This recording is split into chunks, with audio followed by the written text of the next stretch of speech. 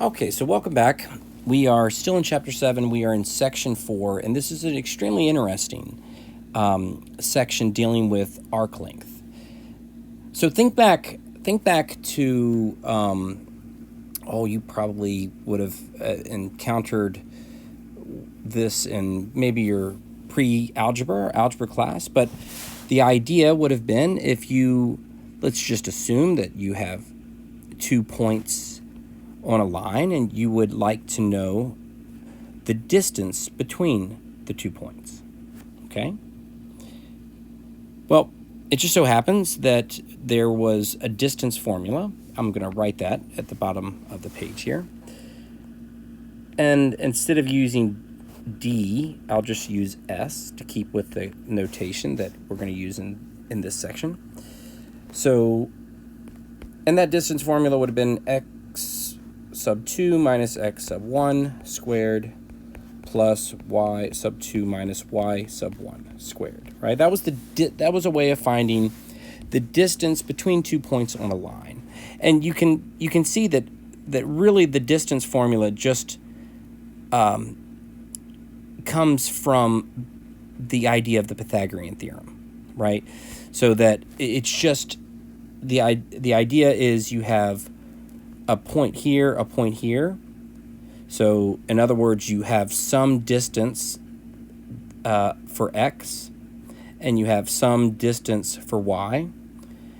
And when you start to think about the distance between the 2 points, it's really just the hypotenuse of a right triangle. So this is really just the Pythagorean theorem that gives us the distance formula. Now, that's interesting, except that think about if you just had let me see if I can come up with something off the top of my head. So if you were running some high grade Ethernet cables, T1 lines, something through your house, right? You wanted to get really super high speed internet. Well, you might have cables, patch cables, etc., running through your floorboards or through your walls, and in essence, however you think about it, more than likely that however you run these cables in your home, they're not going to look anything like a line, right? It's going to instead look something like a curve. So the idea is, but hey, if you still want to be able to find a distance between 2 points, right, on a curve, well, that's what we refer to as an arc length. So again, if it's going from point 1 to point 2, we are interested in trying to find how the length of that distance, the arc length. So again, just for analogy, assume that maybe you had to make a cut here, you had to make a cut here, and you had to patch this, right? You had to reinstall, some type of wire, etc. Well, wouldn't it be nice to know how much wire you need? Well, you can kind of get the gist. So I'm going to, on the next page, I'm going to come back to this little formula, but let me just kind of show you something that's fairly interesting.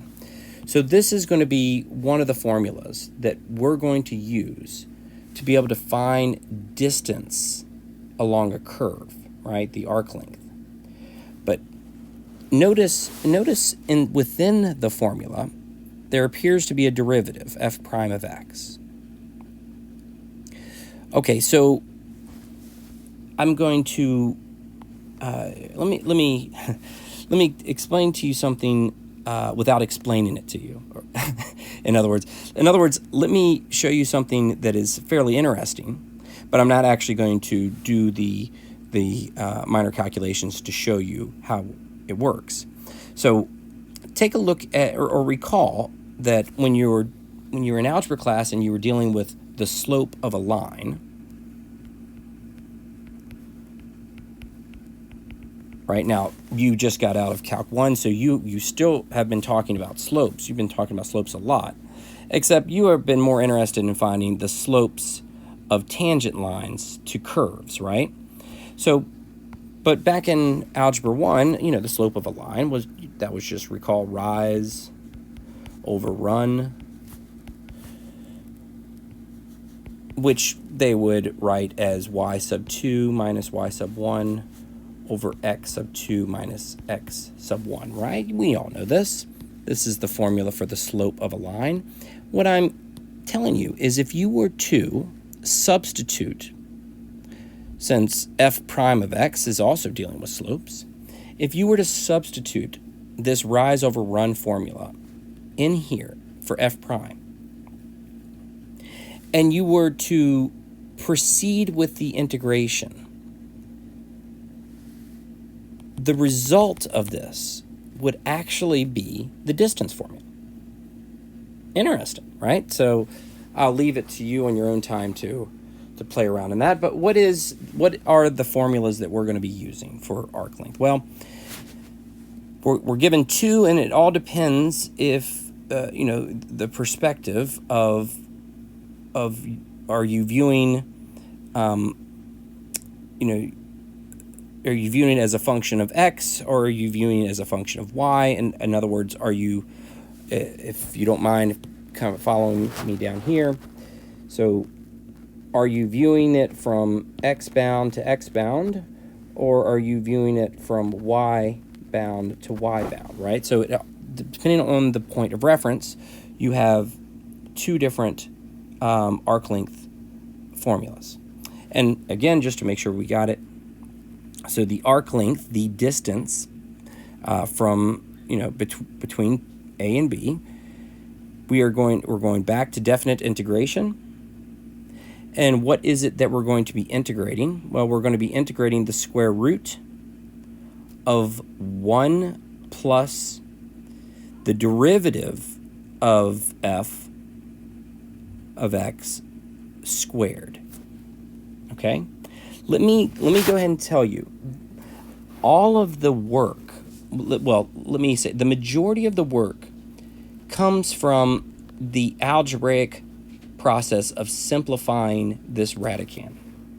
Okay, so that's really what it is that that really is what takes up the majority of your time. Okay, the calculus is not bad. The calculus is relatively simple. It's the algebraic preliminaries that take up quite a lot of your time. No more talk, let's just jump into a problem. So let's read. It says the goal is to find the arc length of the graph. So here's our graph. On the interval from 1/2 to 2. Now we're slightly spoiled because I already have the graph here for you. All right, so let's think out loud a little bit. So notice that the equation is solved for y. So that means that the interval that they give you is dealing with the x values, right? So if you were to drop a vertical line here, this would be when when x is equal to 1/2. And then obviously this is when x is equal to 2. So the thing that we are trying to find is this length right here, the arc length. All right, well, so because it's solved for y, we're going to be taking a derivative. We are going to want to go with the first formula. If you don't mind, I'm going to go to the previous page, save myself a little bit of time. I'm going to copy that, and I'm going to paste that. Okay, so this is the formula that we're going to be using. And let's go ahead and get started. So I'm just going to say, I'm going to rewrite this as f of x is equal to x cubed over 6 plus 1 over 2x. Okay? And obviously, take a look at your formula. You're going to need f prime. So let's go ahead and find it, f prime of x. So this is an easy derivative. So that's just going to be, what do we got? 3x squared over 6 minus 1 over 2x squared. Okay, so this is what's going to be inserted in to our formula for f prime. So let's go ahead and write the formula that we're going to be using. So s is going to be equal to, well, we're going to integrate. All right, I'm going to come back and plug in what we are integrating, the bounds of our integration. And let's go ahead and place the 3, well, let me come off to the side real quick.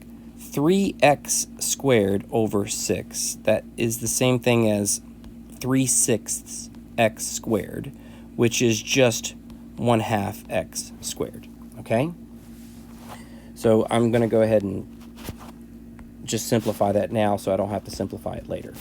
So 1/2 x squared minus 1 over 2x squared. Okay. So let me kind of, I tried to squeeze this in, and I want to make sure I give myself enough space. All right, so looking at my formula, so it's the square root of 1 plus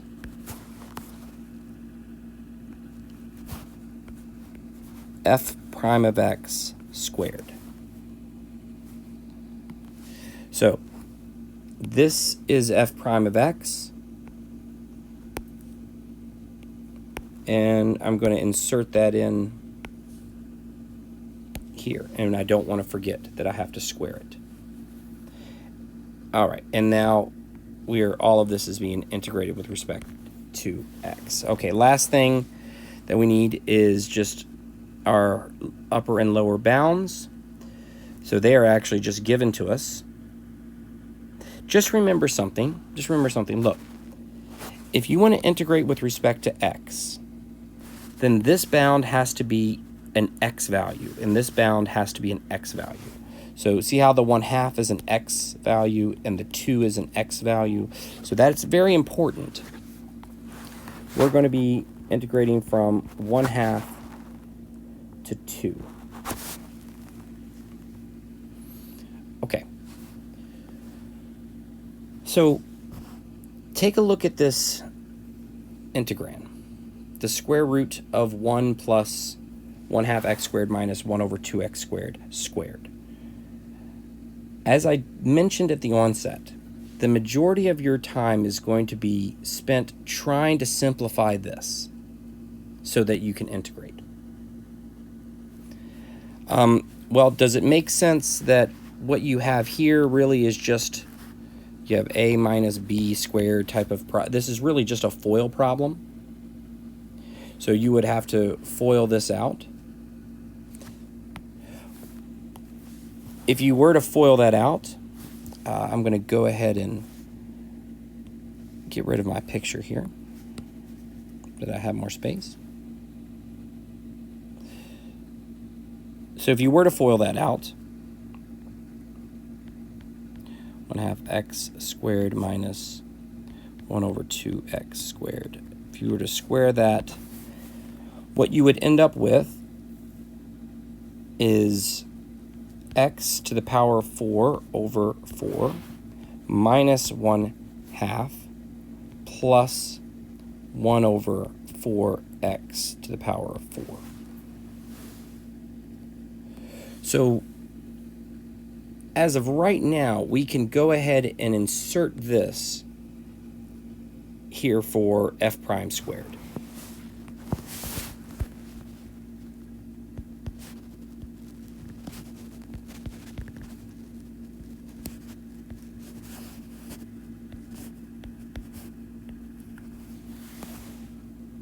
All right, and I'll just draw you a picture. So x to the 4th over 4 minus a half plus 1 over 4x to the 4. Okay, so we already took care of that squaring. At some point in time, we're going to have to integrate. But you can continue to simplify this, right? We can drop these brackets. We can combine the 1 and with the half. We can probably factor out a 1/4 maybe. We can do quite a lot of things to simplify this radicand. But eventually, you're going to have to integrate, and you're going to have to, you're probably going to have to use U substitution here. So what I'm going to do is I'm going to, in due reality, this would take me a while just to unpack just the little algebraic preliminaries to get to this. So what I've done is I'm going to go to the next page, as opposed to me just saying, okay, then you just do algebra. After that, then you'll do your calculus. Instead of me just skipping all that, leaving you, the viewer, like, whoa, how do I begin that? Well, what I've done is I have worked out the simplification process here.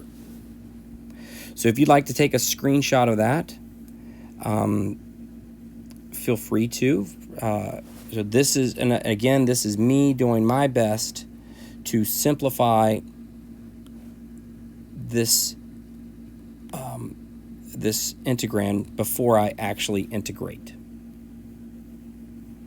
So I'm going to leave this up for a little bit longer, and then I'm going to get back to,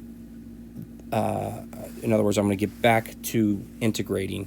And in essence, I'm just going to pick up at this spot right here, okay? So let me give it just another second, let you say screenshot it or pause the video, write some notes, whatever it is that you'd like to do. Okay, and now I'm gonna go ahead and make this really small. And let's get back to the problem. So now we have S is equal to, we are going from 1/2 to 2. The square root of, actually, I can't read my own handwriting. So at this stage right here, I was ready to, I'm ready to integrate. So this is going here, 1/2 x squared plus 1 over x squared dx. All right. I'm not, I mean, you can see, clearly you can see, I did this on paper for you. So I'm not taking anything away from all the work that's involved. You take your derivative, f prime of x, you plug it in, square it, and then you still have quite a lot of algebra to get to where we are now so that we can do the calculus. But lo and behold, this is a fairly easy integral, right? This is just power rule. So this is going to be 1/2 x cubed over 3 minus 1 over x. And let's not forget to back substitute. So we got f of 2 minus f of 1/2. And what is that arc length? What is that distance? Well, it's just going to be 1/2 times, well, that's going to be 13 over 6 after you reduce, plus 47 over 24, which is 33 over 16. So I don't know what units that we're dealing with, but that is 33 sixteenths is the distance of that arc, okay? So let's go ahead and go to the next problem.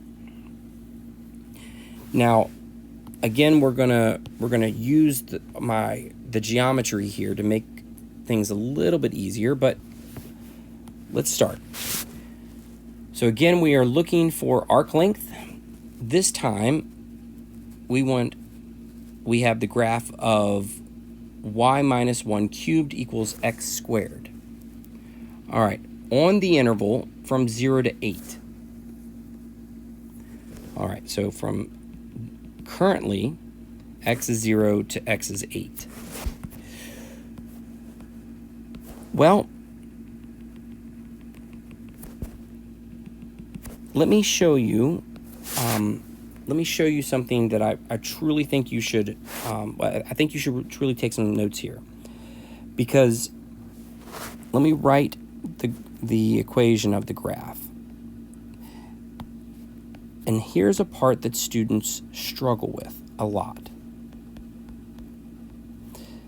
If you proceeded to learn math, if you proceeded to learn mathematics throughout your previous math classes, if you always learned math like you were baking a cake, where you just follow the recipe, then you start to run into trouble when you get into higher mathematics, because you have a lot of options, right? So, in other words, we have a choice.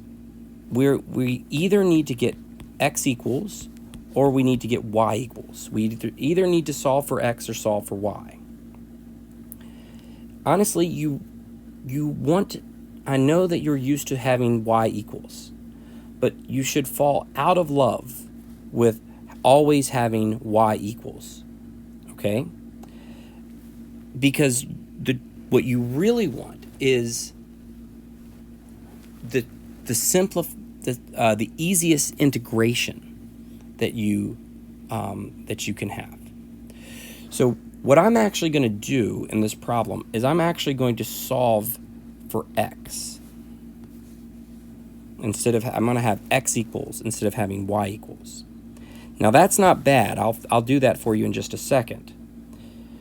But I want you to think about how that's going to affect my upper and lower bounds if I have x equals instead of having y equals.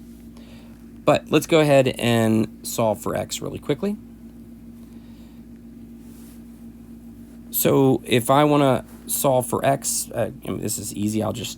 If you want to, right now I have x squared, so I'll just take the square root of x squared. That's easy enough. Okay, so the square root of x squared is just x, so that means x is going to be equal to plus or minus the square root of y minus 1 to the power of 3. Okay, well, we also could write that as x is equal to plus or minus y minus 1 to the power of, well, think about it for just a second. A square root means there's an index of 2. So when you move from this square root, you can just simply write y minus 1 as being raised to the power of 3/2. Okay? 3 is going here, index is going here. Listen, some of you, it is possible that you have still gotten this far in mathematics without anyone ever telling you what a square root is. Okay? Like, I understand that the majority of you, if somebody were to ask you, right, imagine you had a younger brother or sister came up to you and asked, hey, well, what is it? What is a square root, right? Well, the majority of students can state things like the square root of 9 is 3, or the square root of 16 is 4, etc. But if you really wanted to address what this is, this little symbol, I just want to go ahead and tell you really quickly that this symbol is just a way of notating something to the power of 1/2. That's all it means. So a square root just means some number is raised to the power of a fraction, 1/2. That's it. We just use this symbol. A cube root just means that you have something raised to the power of a third. This is just, all of this is just a notation that we use so we don't have to write fractions, right? This means something to the power of a half. That's all it is. All right, so at this stage, we have x, and we're gonna need to, you know, the deal. We're gonna need to take x prime. We need the derivative so we can plug it in. Okay, well this is a fairly easy. This is x prime, meaning dx dy. Okay, so that's an easy derivative to take. 3/2 y minus 1. Well, if you have 3/2 is like $1.50. Once you subtract 1,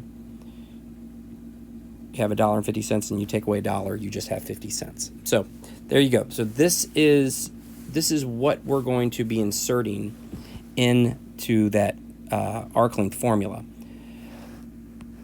So let me go ahead and write that arc length formula. I'm gonna take my picture, make it a little bit smaller, and I'm gonna park it right here. Okay, so the arc length formula, let me try to make that s a little smaller, is going to be equal to the integral of, we'll come back to this in just a second, the square root of 1 plus, now we're going to be taking our derivative and plugging it in here. So 3/2 y minus 1 to the 1/2 squared. Okay, so let me draw you an arrow just so you know what that came from. So remember, we're just plugging in here. All right, so notice that what's in the integral, the integrand is the variable y, right? And that makes sense because that's what we are integrating with respect to dy. All right. Can you understand why a student might do everything that we've done so far perfectly, but still put a 0 here and an 8 here? And maybe you can understand why they would do that, right? And why they would make that mistake. But would you be able to offer that student both a reason why what doesn't work and what the true bounds should be? So let's address that. Well, clearly, if you're going to integrate with respect to y, then whatever you put here or here needs to be a y variable. These are not y variables. This has to do with x is 0 to x is 8. So let's use our picture here. We're gonna, we start here, we stop here. Only now, instead of asking x, where does x, what's the interval of x, we're gonna ask what's the interval of y. Right, so when x is 0, y is 1. So let me come up here. So this is the true interval for y. So when x is 0, y is 1. When x is 8, take a look at your graph. When x is 8, y is 5. So this is the actual interval. This is the interval for y. That's what we need in this problem. So from 1 to 5. Let me see if I can write that better. 1 to 5. Okay. All right, well, I agree that we still got everything set up, but you know, we're going to have to FOIL this out, and we're going to have to combine like terms. And my apologies, but I am going to have to skip all of that algebra. If you need help, come see me. I'm happy to help, but I'm going to have to skip that algebra for the sake of time. And if you did combine everything inside that radical, you would have had 9/4 y minus 5/4. Okay? So 9/4 y minus 5/4. Okay, so that is dy. Now, you can write that. So you know the deal. If you have a over b plus c over b, that's a common denominator, right? So that's just a plus c over b. That's exactly what I'm going to do here. So this is 9y over 4 minus 5 over 4. That's just 9 minus 5 over 4. All right, I'm still going here. What we're going to do is, hopefully you understand that if you have the square root of a over b, you can write that as the square root of a divided by the square root of b.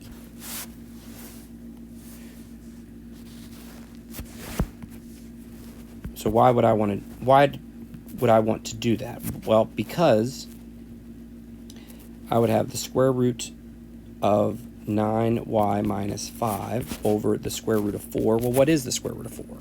The square root of 4 is just 2. So this ends up being over 2. Okay.